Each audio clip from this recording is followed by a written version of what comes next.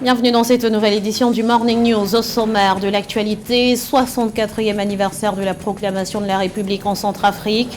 Le 1er décembre 1958 a marqué un tournant décisif dans l'histoire politique de ce pays d'Afrique centrale avec l'instauration d'un état de droit unitaire, démocratique et laïque.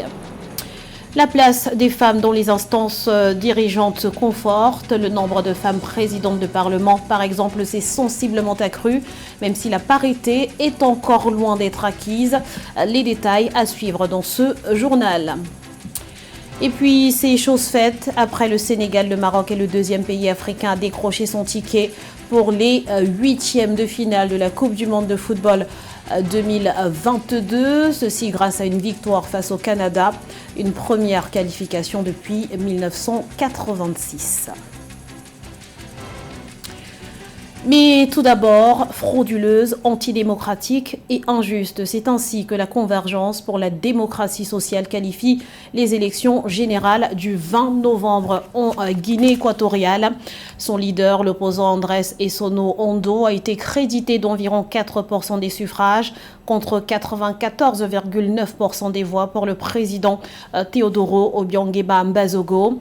Des résultats rejetés donc par le CPDS qui dénonce un coup d'État électoral et réclame leur annulation totale. Rappelons qu'outre l'élection présidentielle, le parti au pouvoir, le Parti démocratique de Guinée équatoriale et sa coalition ont raflé l'ensemble des 100 sièges de députés et des 55 sièges de sénateurs mis en jeu lors des élections législatives et locales qui se tenaient simultanément. 1er décembre 1958, 1er décembre 2002, la Centrafrique a célébré ce jeudi le 64e anniversaire de la proclamation de la République. Et comme le veut la tradition, le président Faustin Archange Touadéra s'est adressé à la nation. Un message fort marqué par un appel au sursaut patriotique avec en toile de fond une main tendue à toutes les parties prenantes. Explication avec Nathalie Mo. 64e anniversaire de la proclamation de la République centrafricaine le 1er décembre 2022. À l'occasion de la commémoration de cet événement, cher au père fondateur de la nation Barthélemy Boganda, le président Faustin Archange Touadéra a adressé un message fort de patriotisme à son peuple. La célébration de la naissance de la RCA symbolise l'unité, la cohésion nationale et la paix. Des valeurs dont l'exaltation prend tout son sens dans ce pays qui vient d'organiser un dialogue républicain pour jeter les bases de la reconstruction nationale après environ 2 décennies de conflits. La République que nous magnifions tous récuse la division, la trahison, la violence, l'incivisme, la paresse, la haine, l'intolérance, l'exclusion. Elle se construit dans la paix, l'unité nationale, la diversité ethnique, culturelle, religieuse, le dialogue, la tolérance, la cohésion sociale. Elle se construit surtout par un travail opiniâtre, une gestion rationnelle, rigoureuse et transparente de la chose publique.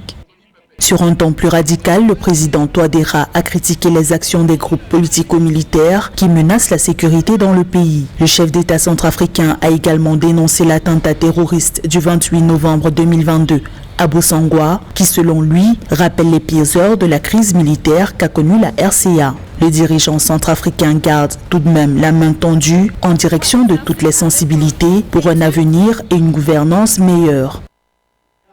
Le président de la République est un homme de paix. Il a la main toujours tendue. Nos compatriotes de l'opposition sont nos frères et sœurs. Nous ne sommes pas contre quelqu'un. Nous voulons qu'ensemble nous bâtissons ce pays. Nous voulons travailler ensemble dans l'unité, dans la fraternité. Et il faudrait que les gens dépoussièrent leur cœur. Si vous aimez votre pays, vous devez laisser les considérations personnelles, égoïstes, individuelles de côté. Pensez d'abord au peuple. Et c'est ce que nous voulons.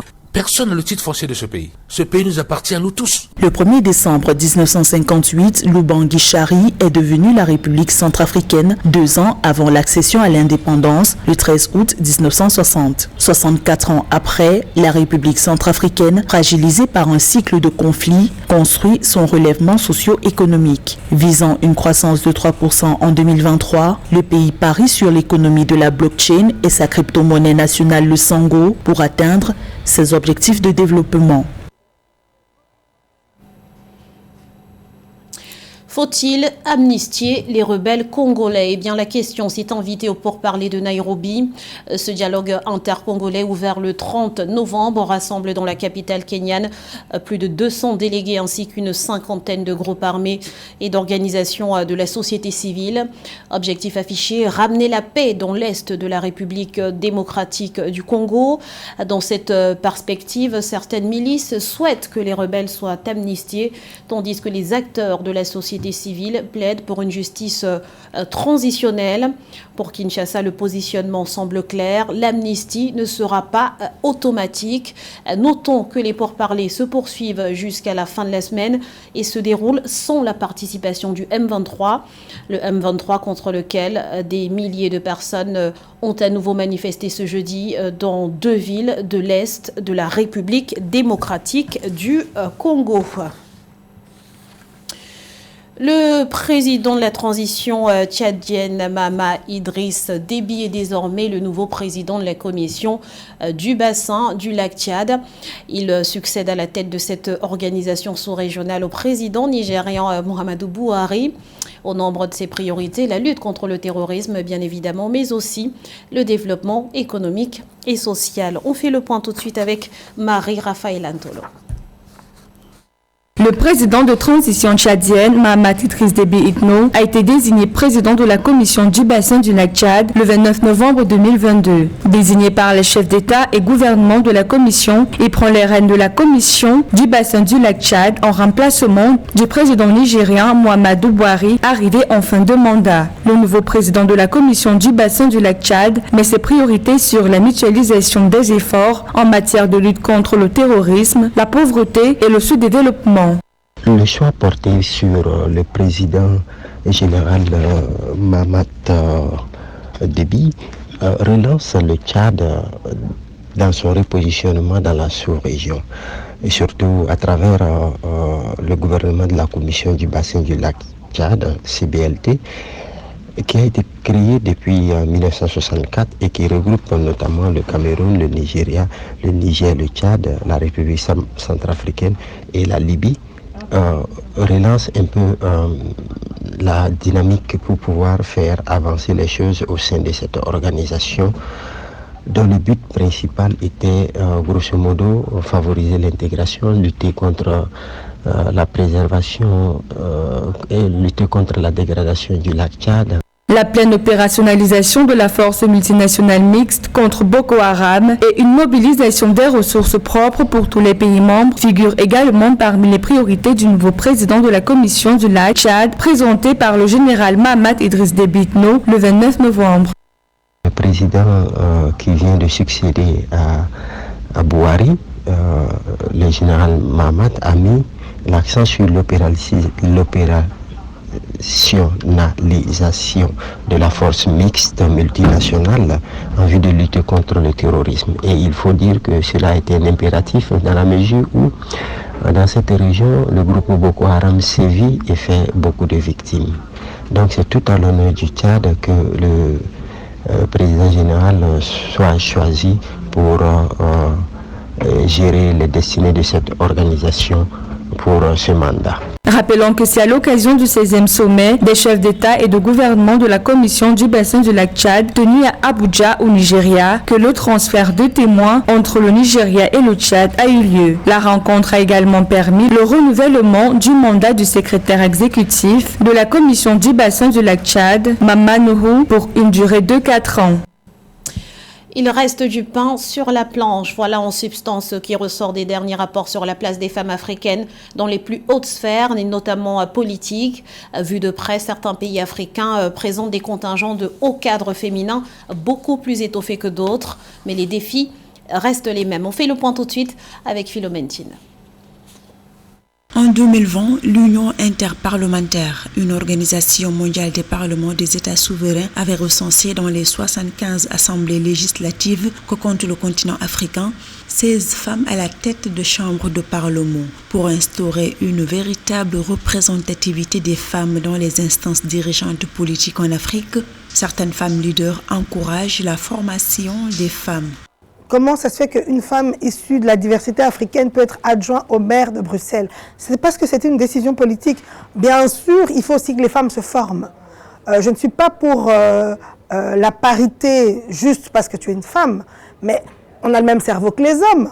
On a autant d'intelligence que les hommes. Donc, si une femme est formée, il faut l'aider à accéder à ces niveaux de responsabilité qui jadis étaient réservés aux hommes.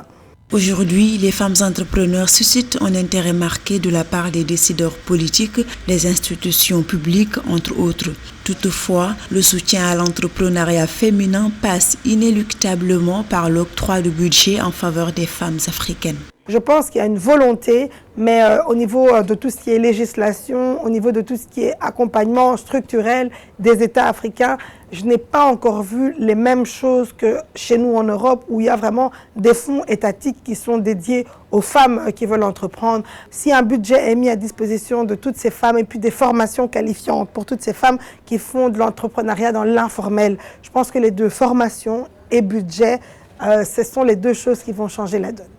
La plupart des actions qui ont été prises jusqu'ici par les organismes africains pour défendre les droits des femmes ne sont pas encore mises en marche, alors que la promotion de l'égalité des sexes est aussi un levier essentiel pour conforter la place des femmes en politique sur le continent africain.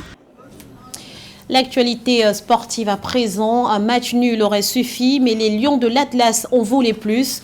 Le Maroc s'est imposé 2-1 face au Canada ce jeudi lors du dernier match de la poule F. Une victoire franche et synonyme de qualification pour les 8e de finale de la Coupe du Monde de football. Mais qu'en sera-t-il pour le Cameroun et le Ghana? Eh bien, les deux dernières équipes africaines encore en phase de poule seront fixées sur leur sort ce vendredi. Après leur victoire 3-2 face à la Corée du Sud, les Black Stars du Ghana affronte ce vendredi l'Uruguay à 16h GMT. De son côté, le Cameroun jouera sa qualification contre le Brésil. Les Lions indomptables sont condamnés à l'exploit pour espérer passer en 8e de finale.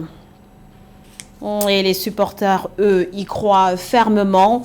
Dans leur rang, on retrouve des comédiens, des influenceurs et même des artistes qui ont fait le déplacement jusqu'à Doha.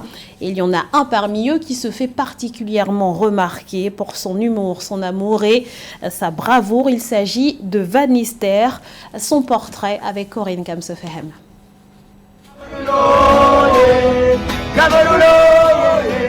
Dans les rues de Doha au Qatar, le Cameroun essuie toutes les lèvres. Et ce n'est pas que du fait de ses performances lors des matchs. L'équipe des Lions indomptables peine encore à convaincre après une défaite et un nul. Par contre, les envolées lyriques de l'artiste musicien camerounais Van Nistelrooy, un as du freestyle, ne passent pas inaperçus. À l'aide de sa guitare, il taquine, comme ici au terme du match nul contre la Serbie. Serbie, vous nous avez sous-estimés. Ah, Serbie, vous nous avez sous-estimés. I know what to translate. Because on vous a fracassé, on vous a mis 3 buts. N'est-ce pas, vous ne l'avez pas cru? Taquin, mais aussi rassembleur, Van Nistelrooy donne de sa voix et de sa bonne humeur à tous, notamment aux autres équipes africaines présentes au Qatar. Il fédère les énergies positives autour du continent. Il chante l'Afrique. Je me sens bien parce que je suis avec mes frères tunisiens pour montrer que l'Afrique on est un. On est venu au Qatar. On suit tous le même chemin. À pied, en mer, comme dans les métros, le talent et la passion de Van Nistelrooy font l'unanimité. Les chœurs se forment spontanément pour chanter le Cameroun sous le scrutateur des badauds armés de smartphones. Thank you. Thank you. Voilà donc ce qu'on appelle la puissance. Van Nistelrooy, comme plusieurs artistes et autres influenceurs camerounais, accompagne la délégation des Lions indomptables à ce mondial qatari. À quelques heures de leur dernier match de poule contre le Brésil, Manakonolinga, comme il aime à s'appeler en référence à sa localité d'origine au Cameroun, dans l'un de ses moments de solitude, continue de croire à une qualification. Il intercède. Les pieds dans l'eau, les yeux levés vers le Très-Haut. Je lui adresse une prière. Seigneur, pardon, jette un œil dans la tanière. Et c'est ainsi que s'achève ce journal. Nous vous remercions pour votre fidélité. Restez sur Africa 24, l'info continue.